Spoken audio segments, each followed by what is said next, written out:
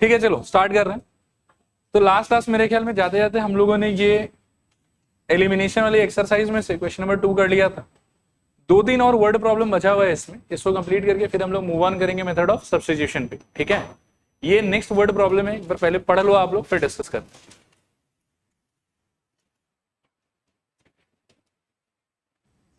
देखिए, इस सवाल में आगे जाने से पहले एक ऐसे ही फालतू बात है, उस पर बात करते हैं थोड़ा सा। आप हाँ, फालतू ही है वैसे, नॉनसेंस बोलने में अच्छा लगता नहीं। मान लो मेरे पास में 50 रुपया का 3 नोट है, तो मेरे पास में टोटल पैसा कितना? चलो, मैं पूछ रहा था कि 50 रुपए का 3 नोट है मेरे पास में, तो टोटल मेरे हाथ में जो नोट्स है उसका वैल्यू कितना? 150, 120, 150 रुपीज। ठीक है, ठीक है, 150। और इस 150 पे आप रीच कैसे कर रहे हो बताओ? I think value of 1 note into number of notes, यही आइडिया है। सही कह रहा हूं ना? अब मान लो कि 20 रुपया का मेरे पास में 4 नोट है, तो अब मेरे पास में कितना रुपया है? 80 रुपया है। और इस पे भी कैसे पहुंच रहे हो आप? 20 इंटू 4, जहां 20 क्या रिप्रेजेंट करता है? वैल्यू ऑफ 1 नोट, और 4 क्या रिप्रेजेंट करता है? Number of notes. एंड इनका जो प्रोडक्ट है वो मेरे को क्या बता रहा है? Total value of 20 rupees notes with me, right. अब आ जाओ आप इस वाले सवाल। ठीक है, अपने कैरेक्टर का नाम क्या है? मीना, मीना कुमारी। ठीक है, ये गई बैंक 2000 रुपया निकालने के, मतलब इसके हाथ में जो टोटल नोट वोट दिया जाता बैंकर के हाथ से, उस नोट का सारा मिला के वैल्यू कितना होना चाहिए था? 2000। फिर देखो, मीना कुमारी को जो नोट्स मिला वो 50 रुपए के और 100 रुपए के फॉर्मेट में मिला, मतलब सारा नोट ये तो 50 रुपए का था और ये फिर 100 रुपए का था। टोटल नंबर ऑफ नोट जो मीना को मिला वो कितना मिला? 25। ठीक है, तो 50 रुपए वाले नोट का क्वांटिटी आप एक बार मान लो x, ठीक है, और 100 रुपए वाले नोट का क्वांटिटी आप एक बार मान लो y। अब अगर आप इक्वेशन बनाने का सोचें तो सारा मिला के 50 रुपए का नोट और 100 रुपए का नोट मिला के टोटल नंबर ऑफ नोट्स पे अगर मैं बात करूं तो that is how much? 25। And according to me x notes 50 रुपए का होगा और y नोट्स कितना रुपए का होगा? 100 रुपए का होगा। तो टोटल नंबर ऑफ नोट्स कितना होगा बताओ? ये तो एकदम 7G के स्पीड से सॉल्व करके सीधा 10 और 15 आंसर बता रहा। लेकिन अभी हम कौशल की बातों पे इतना ध्यान नहीं देंगे। मैं पूछ रहा हूँ फिर से कि एक्स नोट अगर इसका है 50 रुपए का, वाई नोट मेरे पास में 100 रुपए का है, तो और टोटल नोट 25 है, तो इक्वेशन क्या बनना चाहिए?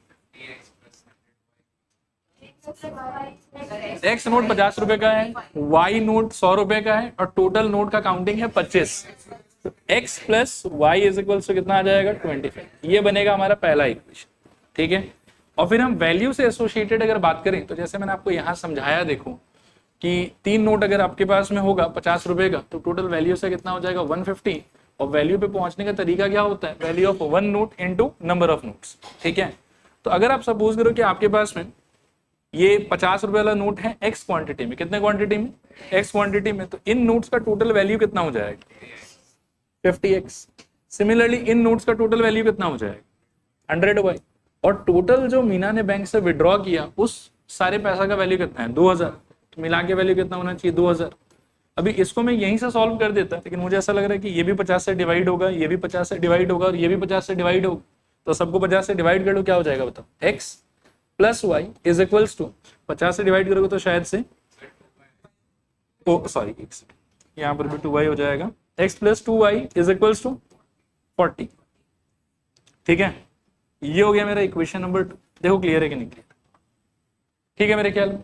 अब ये इक्वेशन 1 हो गया, ये इक्वेशन 2 हो गया, इनको सॉल्व कर लेते हैं।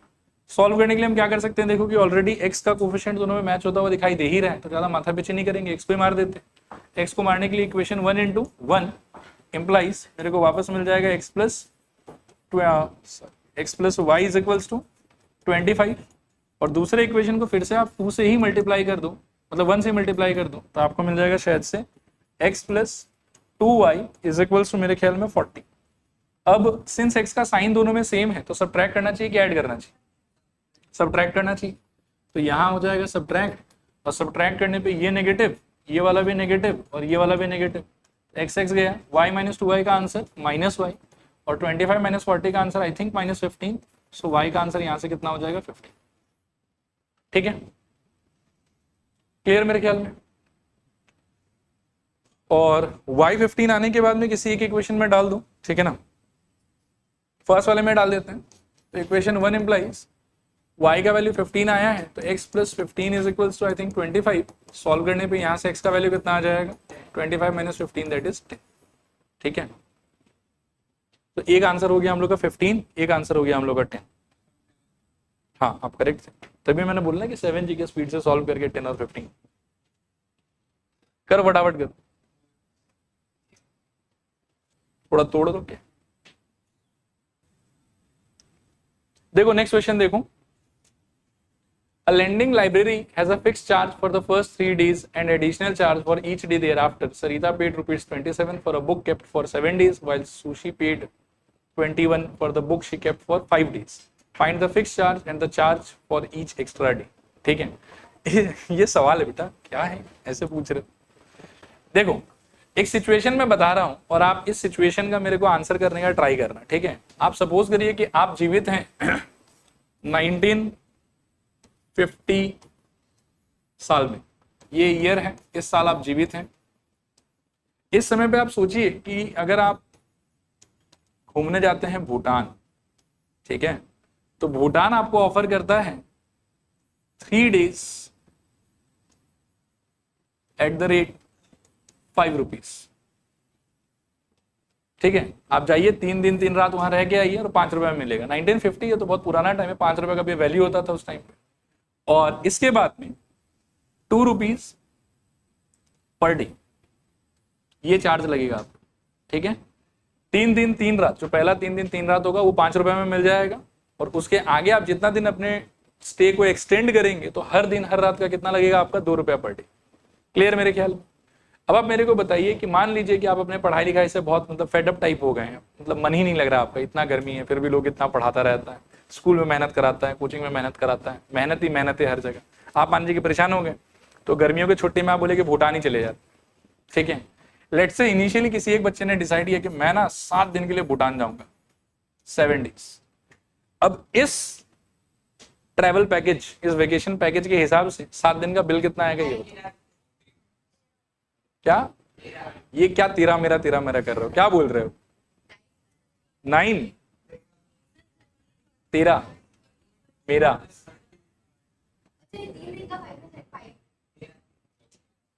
तेरा मेरा मेरा तेरा, क्या 13 1 3 23 अच्छा आओ देखते हैं। अरे परेशान मत हो आप। 7 दिन को ना, 7 दिन को आप पहले ब्रेक करो 2 पार्ट। फर्स्ट पार्ट जो आपका ये इनिशियल पे कवर करेगा, ये कितना दिन कवर करेगा ये बताओ, 3 दिन। तो आप 7 को ब्रेक कर लो 3, और 3 में मतलब 7 में से 3 चला गया तो और कितना बचेगा 4। इस 3 दिन का इकट्ठा पे करोगे आप 5 रुपए, ये समझ में आ रहा है। तो फर्स्ट जो आप 5 रुपए पे करोगे उसमें ये 3 दिन पूरा कवर हो जाएगा आपका। और वो जो 4 दिन का है पर डे कितना करके लगेगा आप, 2 करके लगेगा। तो इसका हो जाएगा मेरे ख्याल में 4 times 2, तो इसका वैल्यू हो जाएगा 8 रुपए, इसका वैल्यू हो जाएगा 5 रुपए। और बाकी आप तेरा मेरा कर रहे थे, वही जो सही जवाब है कि 5 + 4 × 2 = 13। ये आंसर है। आप आया समझ के नहीं आया समझ, थोड़ा है कि पूरा है। अच्छा मानो कि ये बच्चा भूटान जाके बहुत इंप्रेस हो गया, ये घूम गया है 7 दिन, अपने दोस्त को बताया कि देखो ऐसा ऐसा हुआ, वहां मैं गया एकदम नेचर के गोद में मैं घूम रहा था, पूरा दिन जो है वो मेरा पहाड़ पे निकलता था, पूरा रात मेरा समंदर में निकलता था, और दोपहर में मैं कभी कभी जमीन पे आता था, ठीक है। तो उसने अपने दोस्त को एकदम मतलब समझ रहे इन्फ्लुएंस कर दिया कि अच्छा तुमको भी भूटान जाना चाहिए। तो दोस्त बोला कि ठीक है यार, तुम तो क्या छोटा मोटा घूम के आया, हमारे पास में पैसा बहुत है, 13 रुपया खर्चा करके आए, हमारे पास पैसा कोई कमी नहीं। अब दोस्त ने डिसाइड किया कि वो दोस्त जो है वो जाएगा सपोज करो 10 दिन के लिए। कितने दिन के लिए, 10 दिन के लिए। हाँ तो 10 दिन में दोस्त का बिल कितना आएगा ये बताओ, क्या 19, ठीक है। कैसे कैलकुलेट किए ये समझाओ।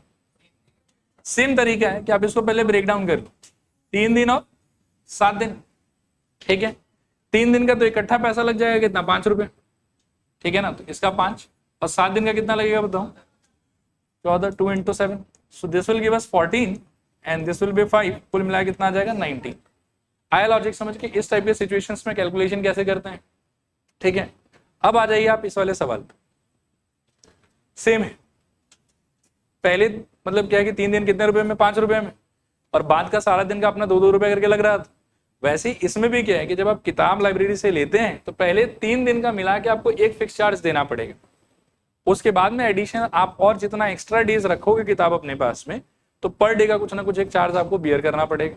ठीक है, तो हम क्या करते हैं, देखो कि फर्स्ट 3 दिन के कॉस्ट को हम ले लेते हैं मन में एक बार के लिए x, ठीक है, और charge for each day after 3 days को हम ले लेते हैं y।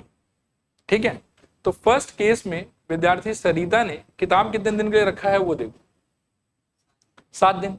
तो 7 पहले ब्रेक डाउन होगा 2 पार्ट, ठीक है ना, ध्यान से एक बार देख लेना फिर मैं लिखवा दूंगा। 7 पहले ब्रेक डाउन होगा 2 पार्ट में, 3 दिन में और 4 दिन में।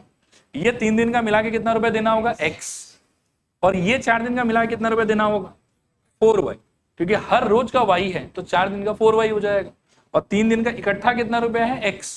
तो टोटल बिल जो बनना चाहिए वो कितना बनना चाहिए, इन दोनों का सम। और अकॉर्डिंग टू क्वेश्चन 7 दिन का टोटल बिल कितना बना 27।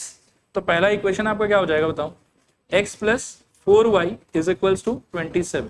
कितना क्लैरिटी है इसको लेके बताओ एक बार, पूरा 100%। व्हाट अबाउट सेकंड केस, सूसी के लिए क्या जवाब है आपके पास, किताब कितने दिन के लिए रखा गया है 5, तो 5 को फिर से हम डिकोड करेंगे 2 पार्ट में, कितना कितना, मतलब 3 और एक्स्ट्रा कितना 2 दिन। 3 दिन का दाम कितना लगेगा x, और 2 दिन का कितना दाम लगेगा बताओ 2y, और कुल मिला के 5 दिन का बिल आया कितने का है 21। तो क्या हो जाएगा बताओ, x plus 2y is equals to how much 21। ये हो गया अपना इक्वेशन नंबर।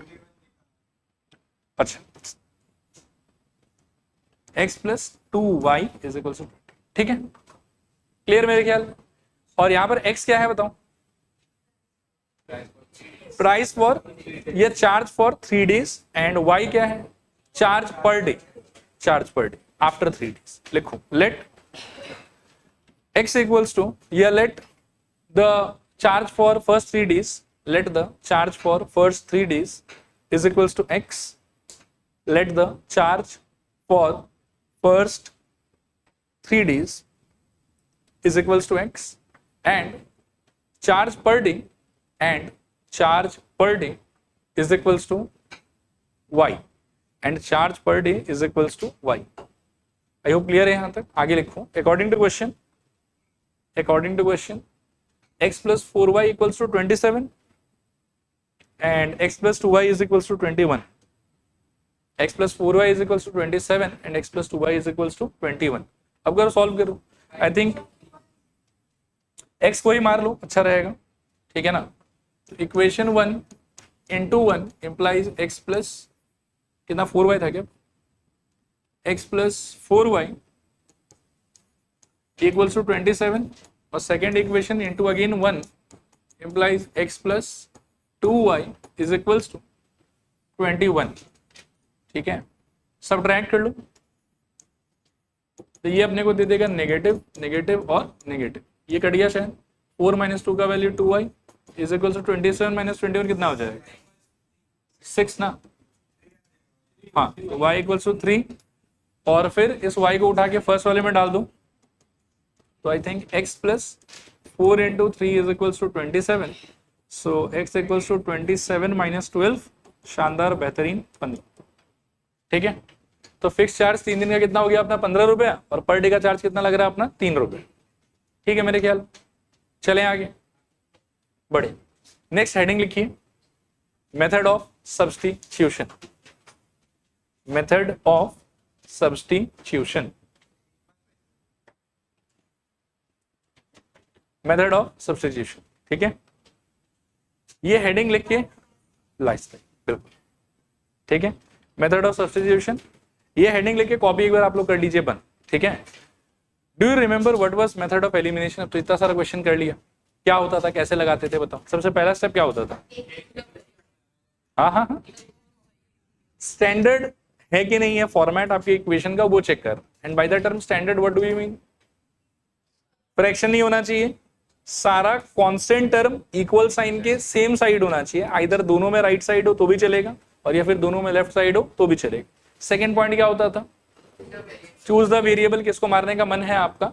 फिर उसके बाद में क्या करते थे कि दोनों के कोफिशिएंट को देख लेते थे, कोफिशिएंट का एलसीएम निकाल लेते थे और कोई ना कोई चीज से दोनों इक्वेशन को मल्टीप्लाई करके वी वुड हैव ट्राइड की दोनों इक्वेशन में उस पर्टिकुलर वेरिएबल का जिसको हमको मारने का मन है उसका जो कोफिशिएंट है वो क्या हो जाए, सेम। उसका जो कोफिशिएंट है वो क्या हो जाए, सेम।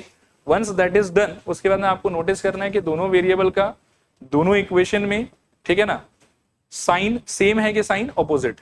अगर साइन सेम है तब क्या करते हैं आप, सबट्रैक्ट, और साइन अगर ऑपोजिट है तब आप क्या करते हैं, ऐड।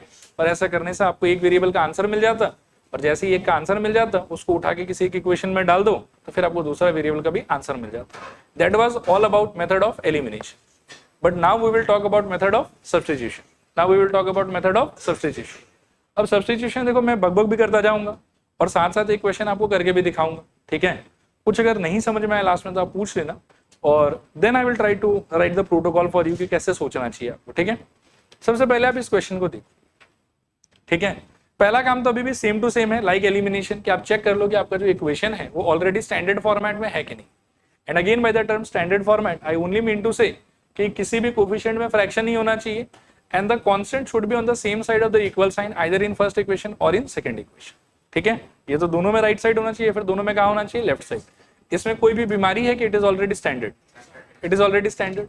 एंड यहाँ पे गलती से एलिमिनेशन लिखा हुआ है, हम लोग को इस बार लगाना किससे है, सब्स्टिट्यूशन, ठीक है मेरे ख्याल में। चले आगे, ठीक है। कोई कोई लोग मेहंदी वेहंदी का डिजाइन बना रहा है, 1 2, ठीक है। First equation second equation clear मेरे ख्याल में। अब आपको क्या करना है, देखो कि दोनों इक्वेशन में से आप सिंपल वाला इक्वेशन चूज करो, सिंपल वाला इक्वेशन। एंड सिंपल वाले इक्वेशन से again I mean to say कि जिसका कोफिशिएंट्स का साइज थोड़ा छोटा छोटा, किसका छोटा छोटा है बताओ, सेकेंड वाले का। सेकेंड वाली इक्वेशन में जो कि सिंपल इक्वेशन है आपके हिसाब से, आप फर्दर उसके अंदर का सिंपल वाला वेरिएबल ढूंढो। x के साथ में 2 है और y के साथ में कोई नहीं है, ठीक है। तो बेस्ट कौन सा होगा बताओ, y। तो अब आप यहां से y का वैल्यू सोचो कि क्या हो जाएगा।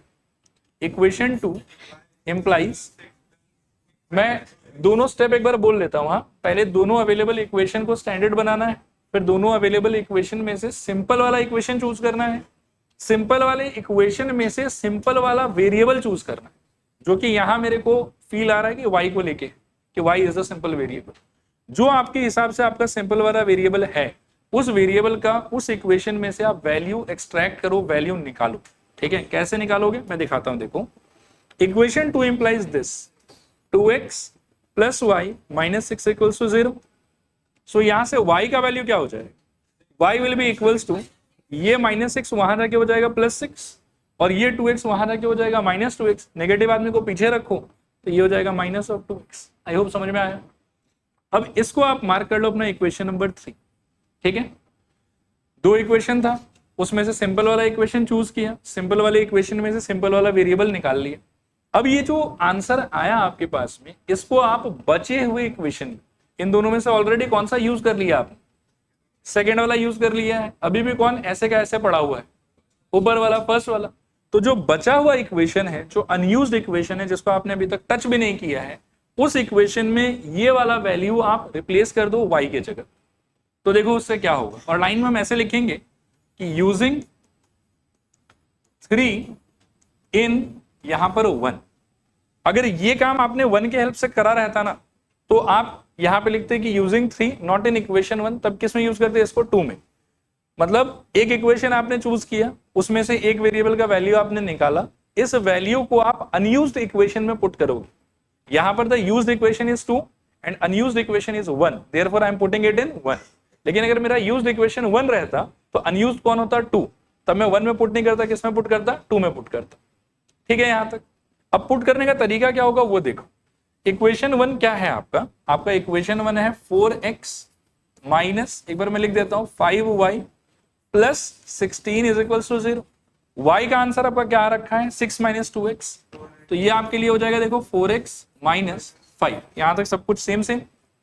अब होगा अलग अलग, y के जगह पर मैं ये वैल्यू रिप्लेस करूंगा, देखो क्या आएगा बताओ, 6 माइनस 2x प्लस में कितना 16 इज इक्वल टू 0।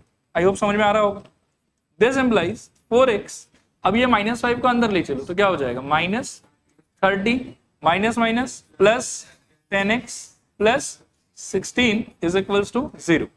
ना 4x प्लस 10x कितना हो जाएगा 14x, फिर माइनस 30 प्लस 16 कितना हो जाएगा, अच्छा एक सेकंड x भूल गया मैं, अच्छा माइनस 14 इज इक्वल्स टू 0। यहां से बताओ 14x इक्वल्स टू 14, 14 गॉन, यहां से x इक्वल्स टू 1। और जो ये x आपका आया है इसको आप दोबारा से चाहो तो इक्वेशन 1 में भी यूज कर सकते हो, चाहो तो 2 में भी यूज कर सकते हो, और चाहो तो 3 में भी यूज कर सकते हो।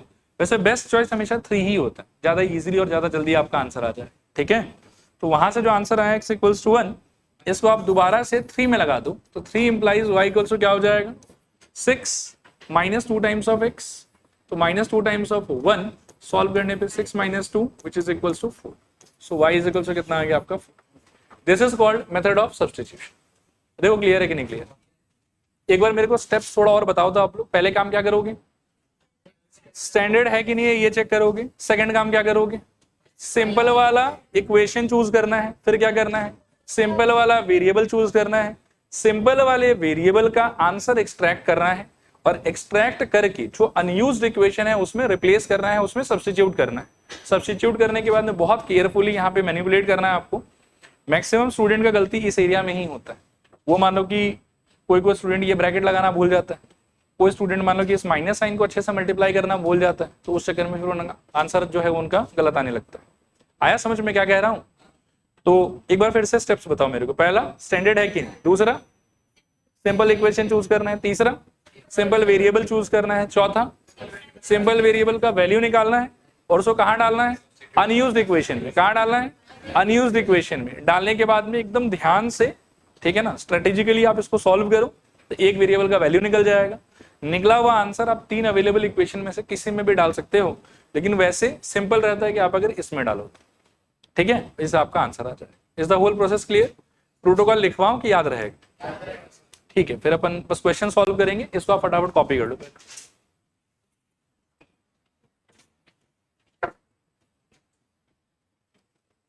चलो ठीक है, आगे बढ़े ना। मेरे ख्याल में कॉपी करना हो गया होगा सबका। देखो अगला क्वेश्चन देखो, इसको भी ना मैं रिक्वेस्ट करूंगा कि मुझे ही करने देना, ठीक है, और कोशिश हो सके तो खुद को रोक के देखना थोड़ा ध्यान से, ताकि मेथड अच्छे समझ में आ जाए आप लोगों को। Again we are doing it with not elimination but substitution. पहले बताओ मेरे को, स्टेप 1 ठीक है कि मुझे कुछ मेहनत करना है उसके लिए? ठीक है, सब स्टैंडर्ड है ऑलरेडी, तो ये हो जाएगा 1 और ये क्या हो जाएगा 2। अब आप सिंपल वाला इक्वेशन बताओ कौन सा है, सेकेंड वाला, और सिंपल वाला वेरिएबल बताओ y सिंपल वेरिएबल, ठीक है। If possible please don't write, बस देख लो एक बार अच्छे से। हाँ, बाकी कुछ लोग आदत से मजबूर है तो मैं कुछ कर नहीं सकता। इक्वेशन 2 देखो, इक्वेशन 2 में क्या होगा कि आप पहले मैं इक्वेशन लिख देता हूं, 7x minus 2y minus 20 is equals to 0। आप मुझे प्रोवोक कर रहे हैं y एक्सट्रैक्ट करने के लिए, और जिसको मुझे एक्सट्रैक्ट करना है ना, मैं ये भी कोशिश करूंगा कि मैं उसको हमेशा पॉजिटिव बना के रखूं। क्या बना के रखूं? उससे क्या कैलकुलेशन ईजी हो जाता है। तो मैं यहां से ना देखो 2 काम कर सकता था। मैं एक ये कर सकता था कि minus 2y is equals to, ये 20 वहां जाके हो जाएगा पॉजिटिव 20, 7 वहां जाके हो जाएगा माइनस 7x, ठीक है। इससे मेरे को नीचे -2 देना पड़ता और अगड़म बगड़म कचरा होता रहता, लेकिन मैं ये नहीं करूंगा। क्यों नहीं करूंगा, ये समझ में आया आपको? मैं उसी चीज पे आ रहा हूं कि मतलब इन दोनों को हम वहां भी भेज सकते हैं, बट वैसा करने से y का कोफिशिएंट आपका नेगेटिव रह जाएगा। तो इन सिचुएशंस में ज्यादा बेटर चॉइस ये होता है कि आप जिसको एक्सट्रैक्ट करना चाहते हो उसको पॉजिटिव मेंटेन करने के लिए उसी का साइड चेंज कर दो, इनको यही रहने दो, कोई फर्क तो पड़ता नहीं है। तो क्या हो जाएगा यहां से बताओ, 7x minus 20 is equals to 2y।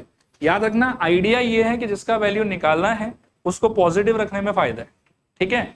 अब वैल्यू किसका निकालना है, यहां से y का, तो ये 2 आपको यहां पर चाहिए कि ये 2 आपको यहां पे नहीं चाहिए, ये आपको यहां पे नहीं चाहिए, तो क्या कर लोगे बताओ, 2y, या एक बार उल्टा करके लिख देता हूं, 2y इज इक्वल टू बोलो तो 7x माइनस 20, और यहां से y कितना हो जाएगा बताओ, this implies y is equal to 7x minus 20 upon में 2। आई थिंक इसमें कोई कंफ्यूजन नहीं होना चाहिए, ठीक है। और इसको वापस से एक चीज लिखना है, अवॉइड करना आप लोग, ऐसे मत लिखना है इसको, हाँ, y is equal to half into 7x minus 20, ऐसे मत लिखना है इसको। ये गलत नहीं है, लेकिन अगर ऐसा लिखोगे ना तो देयर इज अ 99% चांस कि मतलब आप कैलकुलेशन में फर्दर फ्यूचर में गलती करोगे, मैं श्योर हूं। तो बेटर है कि आप प्लीज एक लंबा लाइन खींच के और 2 जहां बैठना है उसको बिठाइए नीचे, ऐसे अलग से हाफ में चिपकाइएगा, ठीक है? क्लियर मेरे ख्याल में यहां तक? बोल। हाँ, एक वेरिएबल को एकदम अकेला रखना है जो आपका सिंपल वाला वेरिएबल है, और उससे जो भी चीज आप यहां से भगाओगे ना उसको अच्छे से उस साइड शिफ्ट करना, और प्लीज ये वाला एक्सप्रेशन अवॉइड करना।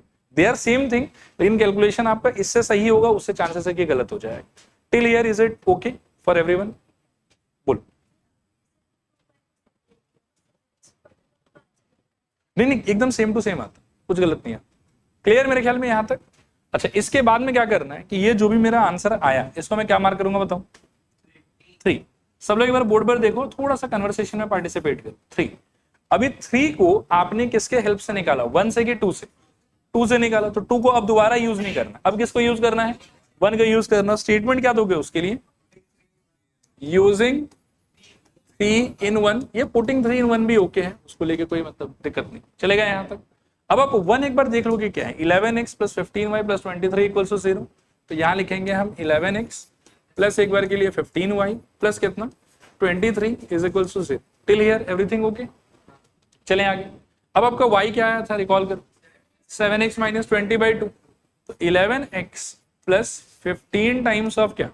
7x plus sorry minus 20 by कितना? 2 प्लस कितना? 23 इज इक्वल्स टू कितना? 0। Is that okay? अब देखना कि ये जो नंबर है ना, ये सब चीजें क्रूशियल है, यहीं पर बच्चों से गलती होती। अब ये जो नंबर है इसको बहुत ध्यान से, बहुत प्यार से इसके ऊपर आपको देना है, अंदर जाके ये मल्टीप्लाई हो जाए। और अगर गलती से यहां माइनस साइन होता, हाँ ये सब कहां से दे आते हो यार? इक्वेशन 1 में 0 है तो उसको छोड़ कैसे देंगे? हाँ, अलग से बात करूं, आपका डाउट थोड़ा स्पेशल है, अभी एड्रेस नहीं करूं। यहां देखो, ये प्लस 15 है, और सुनना, अगर यहाँ पे ज्यादा कंफ्यूजन तब होता अगर मानो कि यहाँ पे माइनस 15 होता, तो आपको और ज्यादा केयरफुल होने का जरूरत। तब जब आप अंदर ले जाते तो माइनस इंटू प्लस माइनस होता, माइनस इंटू माइनस प्लस होता, उन सब टाइप पे और बहुत ज्यादा सेंसिटिव होकर काम करना है आपको। यहाँ तो खैर उतना परेशानी नहीं होगी, सिंपली कौन अंदर जाएगा बताओ? 15 अंदर जाके ये पूरा चीज कैसा दिखेगा वो बताओ मेरे को? 11x प्लस 15 इंटू 7 105x, और सिंस ये पॉजिटिव था तो अंदर के लोगों का साइन चेंज नहीं करेंगे। और क्या बताओ? Minus 300 whole thing divided by कितना? 2, स्टिल 2 प्लस 23। अभी देखो, बहुत लोग बहुत ज्यादा महान होते हैं, वो एकदम जादूगरी वाला काम सब करते हैं, वो यहीं से इस 2 को यहां क्रॉस मल्टीप्लाई कर देते हैं। लेकिन इतना महान बनोगे तो आपको फिर समझ रहे हो कि प्राइम मिनिस्टर ऑफ इंडिया बुला के अवार्ड देगा कुछ, ठीक है? वो अवार्ड लेकिन हम लोग को नहीं चाहिए, हम लोग को नॉर्मल रहना है। क्या करना चाहिए बताओ? यहां से 2 को कर सकते हैं शिफ्ट कि नहीं कर सकते? नहीं कर सकते। शिफ्ट करने के लिए क्या करना पड़ेगा? आपको एलसीएम लेना पड़ेगा। आप 23 को भी वहां मत भेजो, आप एलसीएम ले लो यहाँ, ठीक है? तो एलसीएम लेने के लिए आपको क्या करना पड़ेगा? देखो एलसीएम कितना आएगा बताओ? नीचे 2 आ जाएगा, 11 इंटू 2 कितना हो जाएगा? 22x। इस बेचारे को तो बदलने का जरूरत नहीं है, तो क्या हो जाएगा बताओ? प्लस 105x, और यहाँ पर क्या बताओ? माइनस 300, और इसको चेंज थोड़ा सा होना पड़ेगा तो क्या हो जाएगा? प्लस 46 इज इक्वल टू में 0। जब तक ये 2 आपके सारे टर्म्स के डिनोमिनेटर में कॉमनली नहीं आ जाएगा तब तक आप शिफ्ट नहीं कर सकते उसको उससे, ठीक है? यहां तक अभी क्लियर? अब ये वाले 2 को मैं शिफ्ट कर सकता हूं, कोई दिक्कत नहीं है। 0 इंटू 2 क्या हो जाएगा बताओ? 0। भाई मैं बोल रहा हूं कि अवार्ड जो मिलेगा उसका नाम है बाल शक्ति पुरस्कार, ठीक है ना? तो ये सब जो काम है, ये सब से ये अवार्ड मिल सकता है आपको। इसके लिए कि नॉमिनेशन ना ही हो तो अच्छा है। अच्छा यहां देखो, 22 प्लस 105 कितना हो जाएगा? 127, 127, तो 127x माइनस 300 प्लस 46 कितना हो जाएगा? देखो भाई, मैं बार बार अवार्ड का नाम रिकॉल कराता रहूंगा, ठीक है? Minus 254 is equal to 0। अच्छा सुनो, अभी मजाक मस्ती असाइड रखो, थोड़ा सीरियसली देखो इसको। ये 2 वहां गया, ये वाला बात समझ में आया? और 2 इंटू 0 का आंसर कितना हो जाएगा? 0। फिर माइनस 300 प्लस 46 का आंसर कितना हो जाएगा? माइनस 254, और 22 और 105 का सम कितना हो जाएगा? 127। अब इट इज क्वाइट सिंपल, यहां से क्या कर सकते हैं बताओ? 127x इज इक्वल्स टू 254 और यहां से x का आंसर कितना हो जाएगा 254 अपॉन 127 काटोगे तो इट विल बी 2, x आपका आ गया 2 और ये आए हुए x को कहां डालना अकलमंदी है थर्ड वाले इक्वेशन में।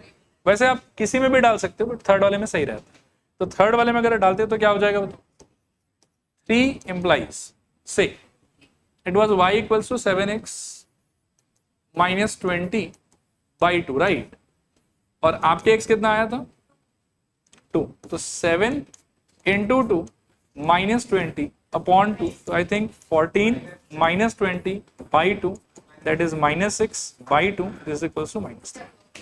ठीक है, तो आंसर का इतना कोई लोड नहीं है देखो, लेकिन मैं फिर बोलूंगा आपको कि ये जो पर्टिकुलर एरिया है ना, यहाँ मैक्सिमम चांसेस है कि कुछ ना कुछ आप कैलकुलेशन का एरर करो और फिर आपको बहुत बुरा लगेगा, student study will lose confidence. ठीक है, तो यहाँ पर बहुत ज्यादा एक्स्ट्रा केयर लेना है हम लोग को कैलकुलेशन करते समय, बाकी आंसर तो आ ही जाएगा। Is that okay? जिनका बाकी है यहाँ से बिगिन करो कॉपी करना। हाँ हाँ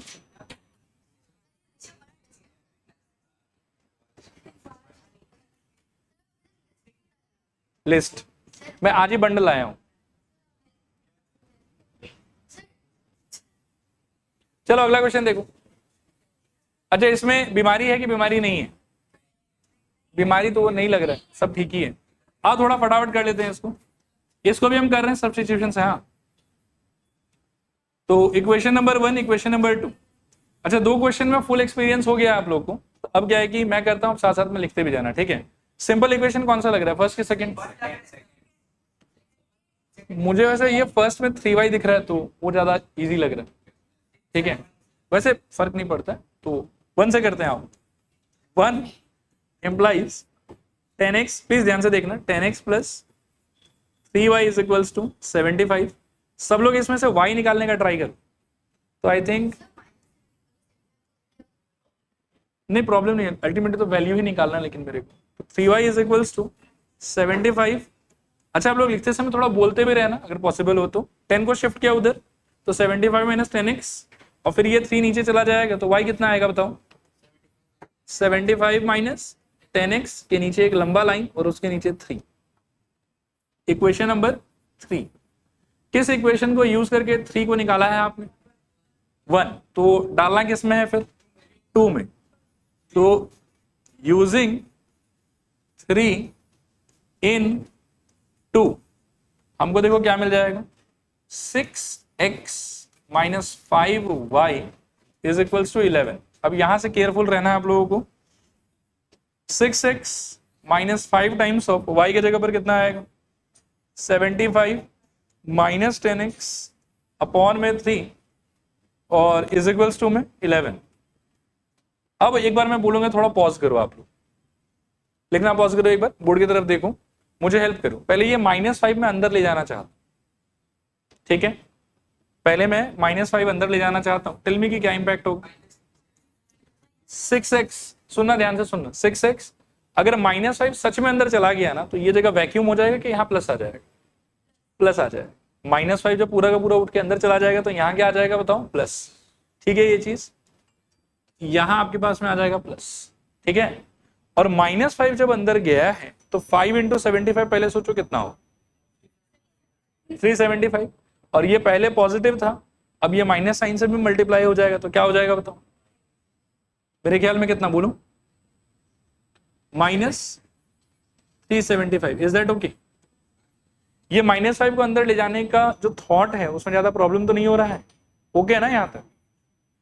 अच्छा चलो मैं नेसेसरी नहीं है, नेसेसरी वैसे है पता, अगले स्टेप में वो अपने आप ही हो जाएगा। एक काम करते हैं सुनो, अगर कंफ्यूजन हो रहा है तो -5 नहीं ले जाते हैं 5 ले जाते हैं, लेकिन आप लोग मेरे साथ रहो और मुझे आंसर बताते रहो कि आपके हिसाब से क्या होगा। इफ आई टेक 5 इनसाइड तो माइनस शायद बाहर ही पड़ा रहेगा, तो क्या हो जाएगा बोलो 6x minus 5 will go inside, क्या बन जाएगा 375। वेरी गुड, और 5 मल्टीप्लाइड बाय 10 तो -50x अपॉन में भी कितना रहेगा 3 इज इक्वल में कितना रहेगा 11। अच्छा एक बात बताओ, क्या ये 3 को क्रॉस मल्टीप्लाई कर सकते हैं यहां से? नो, पूरे में आना चाहिए, एलसीएम लेना पड़ेगा। वेरी गुड, सही जा रहे हो आप लोग। सो दिस एम्प्लाइज, अभी एलसीएम ले लेंगे तो एलसीएम कितना आ जाएगा हमारा 3, यहां आ जाएगा मेरे ख्याल में 18x। अच्छा अब थोड़ा ध्यान से देखो, अब यहां देख रहे थे कि क्या था माइनस और यहां पर क्या था, bracket. So don't forget minus also and don't forget bracket also. तो क्या हो जाएगा बताओ, माइनस और ब्रैकेट के अंदर में 375 माइनस में मेरे ख्याल में 50x। ओके, माइनस या ब्रैकेट में से कुछ भी छूटा तो आंसर गलत हो जाएगा। और राइट हैंड साइड में क्या है बताओ, 11 है, तो यहाँ 11। दिस इम्प्लाइज 18x माइनस गया अंदर, तो ये हो जाएगा माइनस 375 माइनस माइनस प्लस मेरे ख्याल में 50x अपॉन में 3, दिस इज इक्वल्स टू 11। अभी 18x प्लस 50x तो मिला के 68x, ठीक है, और माइनस में 375 ये रहने देते हैं। क्या इस 3 को अब क्रॉस मल्टीप्लाई कर सकते हो, क्या हो जाएगा, equals to 33। So this implies 68x is equals to, वहां जाके ऐड हो जाएगा, it will be 408। So this implies x equals to 408 upon में 68, और काटोगे तो कितना आ जाएगा, 4 आएगा क्या, शायद 6। गुड, 6 क्लियर मेरे ख्याल, वेरी गुड। तो x आने के बाद अब इक्वेशन 3 में हमको x डाल देना चाहिए। तो equation 3 implies y is equals to क्या, 75 माइनस 10x/3, परफेक्ट। और x की जगह पर क्या बिठाओगे, 6। So 75 minus 10 times 6 divided by 3, this is equals to 75 minus कितना हो जाएगा, 60/3, और सॉल्व करने पे 15/3 गिव्स अस, वेरी गुड, बहुत बहुत शानदार। कितने लोगों का खुद से आ गया था, वेरी गुड। अभी मैं बस एक एरिया बता देता हूं जहां पर मिस्टेक करने का बहुत ज्यादा चांसेस है। एक सेकेंड। अच्छा यहां देखना एक बार, एक तो ये वाला स्टेप है जिसमें गलती करने का चांसेस है आप लोग के लिए, कि 5 अंदर ले जाते समय you have to be careful. दूसरा, यहां पर गलती करने का चांसेस है कि अगर आप माइनस ध्यान से अंदर शिफ्ट नहीं किए ना, मान लो कोई स्टूडेंट यहाँ ब्रैकेट नहीं लगाता तो वो भूल जाएगा कि इसको प्लस करना है, तो वो क्या लिखेगा बताओ, माइनस 375 माइनस 50x, और उसका आंसर फिर रॉन्ग आएगा। तो ये सब एक दो स्टेप को जो है वो बहुत केयरफुली नेविगेट करना है आप लोग को। अगर मेंटेन कर पाए तो आंसर पक्का राइट है, ठीक है। कर लो यहाँ तक कॉपी, बाकी आज के लिए इतना ही।